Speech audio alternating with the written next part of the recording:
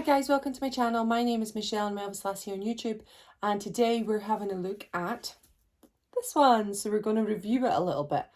And this is Elvis the Movie with Kurt Russell, but it has been taken over by Star and made a little bit different. So I'm going to explain it to you. So this is Elvis the Movie with Kurt Russell. And obviously this was brought out in the 70s, late 70s, and it was the Elvis biopic.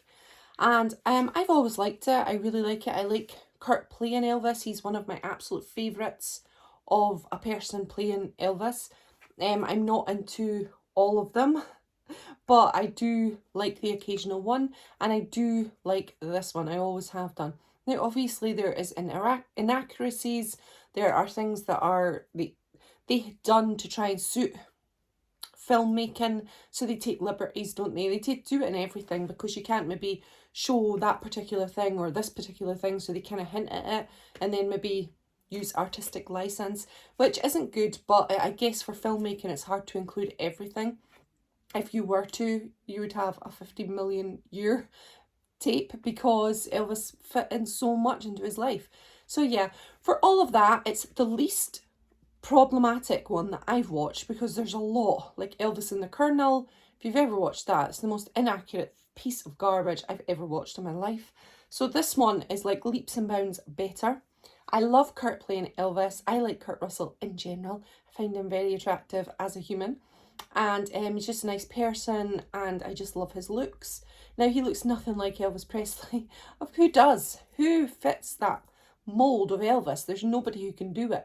So I think Kurt, from a side profile, he does resemble Elvis a little when he's going up the stairs after he's come back from the army, and he's going up the stairs and you just see the top of his head into his side profile. I think it was quite remarkable, that part. So there are little standout parts where you think, gosh, Kurt, wow.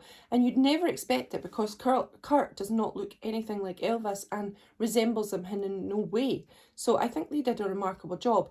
The only thing is he's a bit short. He makes Elvis seem a bit short in it.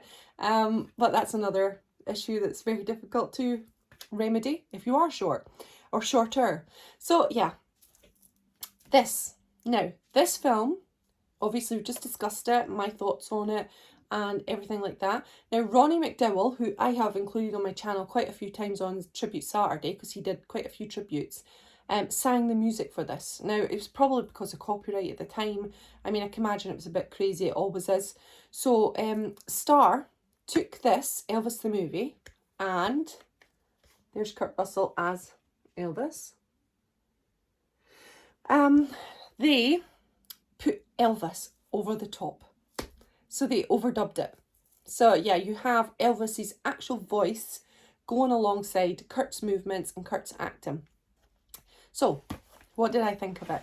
I think lots of good bits about it. There's lots of really, really good bits.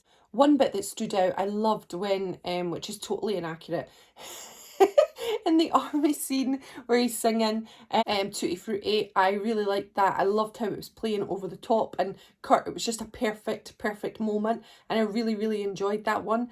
It's completely inaccurate, of course. I picked the one bit that I liked that was inaccurate. But I did. I think it synced really, really well, and I really enjoyed that part. But also Mystery Train as it starts, I mean, that's really cool. You've not got much to get wrong there, because it's just over the credits. So yeah, that's going to work. And I really enjoyed that part. One of my favouriteest parts of the movie is Pledging My Love, when Elvis and Priscilla are dancing. And that was beautiful to hear actually Elvis singing that over the top. And that just added a little bit more to it. So I really enjoyed that part. Bosom of Abraham was another real good part. I think that was probably my favourite part with Tutti Frutti. It was just brilliantly syncing together. Charlie's there, and it just, everything was really working in that scene. I really enjoyed it, and the whole movie for that part was worth it for me, because it was just brilliant to hear Elvis's voice alongside that scene. It was really good. So they are the good parts. The not so good parts are things like the music was louder and over certain scenes. So for example, if you've seen the movie, Elvis is upset after Gladys dies, and he is sitting beside the fridge, I think it is, and in the original movie Red comes in, and Jesse and Red's like, oh no, it's me, it's Red. And over that part, they played a song, but it was really loud, so it took away the whole impact of that scene. And I think the scene deserved to have a lesser sound. So, and then once the scene's over, it takes you into the great sound, and that's a beautiful part, and I love that part. But it just deserved it, and it did it a few times throughout the movie. I thought, oh, that's taken away from the scene. And maybe if you've never seen Elvis the movie before, I think it drowns it out. It drowns out the talk, and it drowns out the scene and such. So yeah, those little bits but yeah, I thought it took away for some of the scenes, a couple of the scenes.